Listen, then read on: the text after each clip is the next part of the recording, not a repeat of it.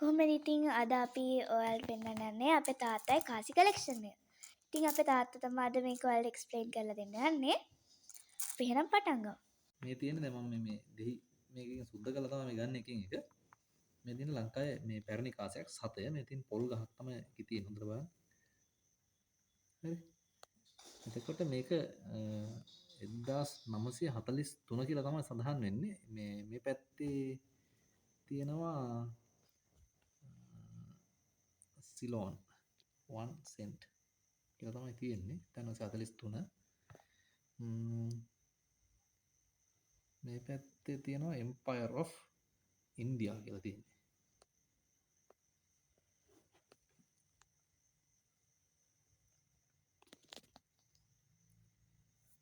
right. එතකොට මේ කාසිය ලංකාවේ පැරණිම කාසියක් 7. මේ 7න් අපිට කරන්න පුළුවන් දෙයක් නෑ. මේක තම 7ක්. තම 7 කියලා කියන්නේ මේකට. තම 7 පැත්තක තිබ්බට පස්සේ මේ තියෙන තවත් 7 දෙකේ කාසියක්. මේ සුද්ධ කරොත් එහෙනම් අපිට මේ දෙහි වලින් තමයි දෙහි හරි බ්‍රාසෝ හරි වගේ දෙකකින් සුද්ධ කරනවා. ටිකක් මේ වේගෙන් සුද්ධ කරගන්න අමාරුයි. හැබැයි මේ එතන තියෙන 7 දැන් මේ වගේ මේ තියෙන 7 දෙකේ දැන් මම අයින් කරපු 7නේ මේ තියෙන්නේ. දැන් මේ තියෙන මේ වගේ 7 දෙකේ කාසි. මෙතන තියෙන කාසි ගොඩකින් එතන මම පැරණිම කාසි ගත්තොත් එකක් තමයි මේ රැජිනගේ හිස තියෙන එක. දැන් මේක පේයිද දන්නේ නැහැ. රැජිනගේ හිස තමයි සඳහන් වෙලා තියෙන්නේ. ඒතර මේවාත් එහෙම තමයි ගොඩක් ඒ වගේ. රැජින තමයි ඉන්නේ මේ හැම එකම. මේක රැජිනත් නෙමෙයි මේක ඔටුන්නක් තියෙන්නේ. මේක ඊටත් වඩා පරණ වෙන්න ඕනේ මේක. මේක 1943 වගේ තමයි මේක සඳහන් වෙන්නේ. 7 2 7 දෙකෙන් පස්සේ අපිට 7 3 7 4 කියලා වෙන්නේ නැහැ. 7 5 තමයි ඊට පස්සේ. මේ තියෙන 7 5ක්. ඒතරේ 7 5ත් මේ තියෙන්නේ. දැන් මේ 7 5 මේවට තඹ මේක නැත්තම් තඹ 7 5 කියලා කිව්වත් මේක නිකන් පිත්තල වලින් වගේ හදලා තියෙන්නේ. මේ තියෙන්නේ ඒකේ ඒ තියෙන්නේ ඔටුන්න තමයි තියෙන්නේ. ඒක මේ 7 5 කියලා සඳහන් කරලා තියෙනවා. මේ හරි බරයි මේවා. මේ 7 5 කාසි මේ බර දැන් මේ 7 5 මෙතන තියෙනවා විවිධ කාලවල මේ ගත්ත 7 5 කාසි මේ තියෙන්නේ රාජ්‍ය ලාංඡනය. එතකොට එවකට තිබු රාජ්‍ය ලාංඡනය මේ 72ට කලින් 1972ට කලින් තිබුණ අපේ රටේ තිබුණු රාජ්‍ය ලාංඡනය මේ තියෙන්නේ 72කින් පස්සේ අපිට මේ රාජ්‍ය ලාංඡනය එන්නේ. එතකොට මේක මේ 7 5 ඒවා මේ ඔක්කොම පිත්තල වගේ නිකන් හරි බරයි බර 7 මේ 5 කාසි. ඒවත් අපි පැත්තකින් තියමු. මේ තියෙන 7 10. ඊට 7 5න් පස්සේ අපිට ඉතින් ආය නැහැනේ 7 6 7 8 9 කියලා නැහැ. ඊට 7 10 තමයි දෙන්නේ. මේ 7 10 කාසියක්. මේකත් පිත්තල. එතකොට මේ තියෙන්නේ මේකේ තියෙන්නේ 1972 වගේ රාජ්‍ය ලාංඡනයද නමුත් මේක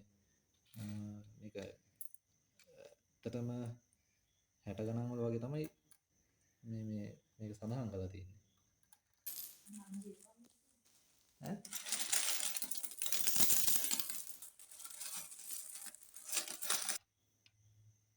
හරි දැන් ඔය නංගි මෙතන සුද්ධ පාති ටික ඇදලා ගොඩ ගැහුවා. අපි දැන් බලමු මේ දැන් මම කතා කරේ 7 ගැනනේ. 7 7 2 7 10 අපේ කාලේ නම් අපි මේ 7 10 වගේ ඒවට ගොඩක් දේවල් ගත්තා. මේ වගේ ඒවට අපි ගිහිල්ලා මේ 80 ගණන් වල අන්තිම වගේ කාලේ වෙනකොට අපි මේවට නාරම්බික කියලා කියන මේකට අපි දෙකක් වගේ යනවා. 7 5ක් වගේ තමයි එකක් තියෙන්නේ. නාරම්බික දෙකක් අපිට ගන්න පුළුවන්. ටොෆි જાතියක් ඒවා. ඔයාලා දැකලා නැති වෙයි සමහර කඩවල දැන් තියෙන්නත් පුළුවන්. මේ තියෙන්නේ 7 මේ 7 තමයි මේ එක කියලා ගහලා තියෙන්නේ. මේ 7 මේක නිකන් ඇලුමිනියම් මේ කාසියක් මේක බර නෑ මේ. එතකොට දැන් අර මේ 7ට සාපේක්ෂව දැන් මේ තියෙන්නේ 7ක් නේ. මේ 7ට සාපේක්ෂව මේ පසු කාලින ගහපු මේ ලංකාවේ 72කින් පස්සේ ගහපු රාජ්‍ය ලාංඡනය මේ තියෙන්නේ. එතකොට මේ රාජ්‍ය ලාංඡනය යටතේ තියෙන මේ 7 දැන් මෙතන ඔටුනනේ තියෙන්නේ. මේ 7 ඉතාමත් පොඩි. දැන් මේ කාලෙත් ඒ කියන්නේ 7 පාවිච්චි කරලා මේ 70 ගණන් වල වගේ ගහපු 7ක්. හරි. එතකොට මේ තියෙන්නේ 7 2. මේත් ඇලුමිනියම් මේ තමයි මේකේ තියෙන මැටීරියල් එක. මේකේ හැබැයි රාජ්‍ය ලාංඡනය මේකේ රාජ්‍ය ලාංඡනය මේ තියෙන්නේ දැන් තියෙන රාජ්‍ය ලාංඡනය නෙමෙයි. දැන් මේකේ තියෙන රාජ්‍ය ලාංඡනය මේ දෙකක් නැත්නම්. නේ රාජ්‍ය ලාංඡන දෙක. එතකොට මේ කාලේ භාවිතා කරපු රාජ්‍ය ලාංඡනය නෙමෙයි දැන් අපි භාවිතා කරන්නේ. එතකොට මේ 7 2 කියන්නේ මේ 7 2ක් මේක ඇලුමිනියම් මේ වගේ කොයින් එකක් එච්චර බර නෑ මේ කොයින් එක. එතකොට මෙතන තියෙන තව ඒ වගේ 7 10 5 ඒවා ලොකු කලෙක්ෂන් එකක්. මෙතන රුපියල් වලින් ගත්තොත් රුපියල් 200ක විතර දැන් රුපියල් 200ක විතර 7 10 ඒවා සහ 7 5 ඒවා මෙතන තියෙනවා. හරි. මේ තියන්නේ දැනටත් මේ භාවිතා වෙනවා. හැබැයි දැනට භාවිතයෙන් ගොඩක් ඉවත් වෙලා යන කාසියක් තමයි මේ තියෙන්නේ 725. මේක දැනටත් අපිට මේ භාවිතා කරන්න පුළුවන් මුදල් ගනුදෙනු වලදී මේ 710 වගේ ඉතින් භාවිතා ගන්න බෑ. මොකද රුපියලක් ඉතුරු දෙන්න කියලා මේ වගේ 710 10ක් දෙන්න බෑ. රුපියලක් ඉතුරු දෙන්න කිව්වොත් ඉන්න දැන් 725ක් කාට හරි ඉතුරු දෙන්න තියනවා නම් මොකට හරි 725 හතරක් දෙන්න පුළුවන්. මේ තියෙන්නේ. මේ 725ක්. එතකොට මේ 725ක්. හරි. එතකොට මේවා අපිට පුළුවන් තාම ගනුදෙනු වල මේ භාවිතා ගන්න පුළුවන්. එතකොට මේ තියෙන මේ වෙනත් රටවල් වල කාසි වර්ගයක්. ඒක මම ඔයාලට පස්සේ මේ කියලා දෙන්නම්. මෙතන තියෙන්නේ මේ හරි. මේවා ඉතින් ඔයාලට වෙනත් වීඩියෝ එකකදී පෙන්වන්න පුළුවන් මේ කාසි. මේ තියෙන්නේ මේ USA වල තියෙන අපි ඩොලර් එක සෙන්ට් එකක් කියලා නැත්නම් සතයක් කියලා අපි භාවිතා කරන සල්ලි තියෙන්නේ. මේ මෙතන තියෙනවා මේ තියෙන රුපියලක්. 750ක් ගන්න ඕනේ ලංකාවේ භාවිතා කරන 750ක්. මේ බලන්න දැන් රුපියලකුත් මේ වගේ. මේ තියෙන්නේ පසු කාලෙම ගහපු මේ රුපියලක්. මේකත් පොඩ පරණ වෙලා තියෙන්නේ. මේ රුපියලක් තියෙන්නේ. පස්සේ කාලෙක ගහපු මේ මෑතකදී මේ 750ක්. මේක 1994 මේක 1994 මේක 1982 750. හරිද? මේක අවුරුදු 45ක් විතර වෙනවා මේ 750ට. එතකොට මේ තියෙන්නේ ටිකක් ලොකුයි හැබැයි ටිකක් බරක් තියෙනවා 750ක්. හැබැයි දැන් රුපියලක් මීට වඩා මේ පොඩි. මේ තවත් රුපියලක්. දැන් මෑත කාලේ භාවිතා කරන රුපියලක්. මේ තියෙන්නේ 90 ගණන් වල ගහපු රුපියලක්. ජේ.ආර්. ජයවර්ධන ජනාධිපතිතුමාගේ පින්තූර තියෙනවක් තිබුණා. මේ තියෙන්නේ හැබැයි ප්‍රේමදාස රණසිංහ ප්‍රේමදාස ජනාධිපතිතුමාගේ පින්තූරේ තියෙන රුපියල් 100ක්. මේක මේ පැත්තේ තියෙන තවත් ලාංඡනයක්. මේක 1990 ගණන් වල වගේ තමයි ගහලා තියෙන්නේ. මේ කාසි ගත්තට පස්සේ මේ තියෙන 710 5 මේ කලෙක්ෂන් එක මම ගොඩක් කාලෙක ඉඳන් එකතු කරපු එකක්. මම ඉතින් ඔයාලට දෙනවා. ඊට අමතරව මාගාව තිබුණා තව මේ 1796 වගේ භාවිතා කරපු අපේ පිට මොනවද ලන්දේසියෙන් පෘතුගීසින් ඉන්න කාලේ භාවිතා කරපු කාසි කීපයක් තිබුණා. ඒවා දැන් මේ මොන හරි වෙලා තියෙනවා හොයාගන්න ඕන අපි. ඒ ටික ඇති කොතන හරි තැනක. ඒකත් අපි දවසක බලමු. මේ තියෙන දැනට භාවිතා වෙන පහේ කාසියක් ඉතින් ඔයාලා දන්නවනේ මේ කාසිය භාවිතා වෙනවනේ දැනට. මේක අපිට ලංකාවේ මේ වෙනකොට ගනුදෙනු වලට භාවිතා කරන්න පුළුවන්. මේ 750ක් ඉතින් ගනුදෙනු වලට භාවිතා කරන්න පුළුවන්. හරිද? ලංකාවේ 750ක් තාම ගනුදෙනු වලට භාවිතා කරන්න පුළුවන්. එතකොට තාත්තා මේ ඉස්සර කාලේ කාසි වල හැඩය ගැන මොකක්ද තාත්තා කියන්නේ? හැඩේ ඉතින් මෙහෙමයි. දැන් මේ සතේ කියන එක රවුම් විදියටම තමයි ඇවිල්ලා තියෙන්නේ. මේ සතයක්නේ.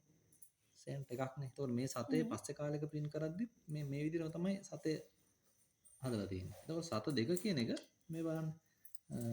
පැරණි සත දෙකක් ගත්තත් පැරණි සත දෙකක් මේ වගේ මේ. ඒතකොට ප්‍රමාණයත් වෙනසක් නැහැ. මේ සත දෙක. තේනවද? එතකොට මේ එතකොට මේකේ රාජ්‍ය ලාංඡන ඒවා විතරයි වෙනස් වෙලා තියෙන්නේ. ඒ කාලේ තිබුණ පාලන මේකත් එක්ක තමයි එහෙම වෙලා තියෙන්නේ. මේ හරිද? ඊට පස්සේ සත පහ කියන එක ගත්තොත් ඒ කාලේ දැන් රෙජිනගේ කාලේ පස්සේ ලංකාව නිදහසෙන් පස්සේ කාලෙත් සත පහ කියන එක එකම විදිහට තමයි භාවිත කරලා තියෙන්නේ. මේ රෙජිනගේ කාලේ සත පහ. මේක පස්සේ කාලෙක අපේ රාජ්‍ය ලාංඡනයේ තියෙන සත පහ. එතකොට මේ සත පහල් දෙකම එකම හැඩේ එකම ප්‍රමාණය තමයි භාවිත කරලා තියෙන්නේ. පස්සේ අපි නිදහසෙන් පස්සේ 1970 ගණන් වල 80 ගණන් වල වගේ තියෙන සත පහ සත 10 වුණත් මේ තියෙන්නේ සත 10. මේ තියෙන්නේ කලින් නිදහසට කලින් තිබුණ සත 10ක්. මේ සත 10 කියන්නේ අතේ තියන් හිටියනම් පුද්ගලෙ මේ සත 10 නිකන් මේ ලක්ෂ ගණනක් අතේ තිබ්බා වගේ වෙන්න තිබුණා මේ සත 10ම. විශාල දෙයක් කරගන්න පුළුවන්කම තිබුණා මේ නිදහසෙන් කලින් තිබුණ සත 10 නිසා. මේ තියෙන්නේ 80 ගණන් වල භාවිත කරන සත 10 මේ ප්‍රමාණය බලන්න එකම ප්‍රමාණය. හැබැයි මේකේ බර ගත්තොත් විශාල බරක් තියෙනවා මේකේ ග්‍රෑම් ගාණක්. ඒත් මේක එහෙනම් දැන් මෙහෙමයි දැන් මේක ගැන අපිට ගොඩක් පැහැදිලි කරන්න අමාරුයි. දැන් ඔයාලට වීඩියෝ එකක් කරන්න ඕන නිසා අපි කතා කරේ. මේ ගැන ගොඩක් කතා කරනවා නම් මේ කතා කරන්න පුළුවන්. නමුත් මේක පස්සේ වෙලාවක අපි ඒ සම්බන්ධව කතා කරමු. ඔයාගේ ඒක දැන් අවසන් කරමු නේ. හරි එහෙනම් thank you තාත්තා ඔයා මෙය ගොඩක් අපිට මේවා ගැන ගොඩක් කියලා දුන්නා. ඉතින් ඔයාලත් subscribe කරන්න අපේ channel එකට ඊළඟ වීඩියෝ එකේදී හමු වෙමු.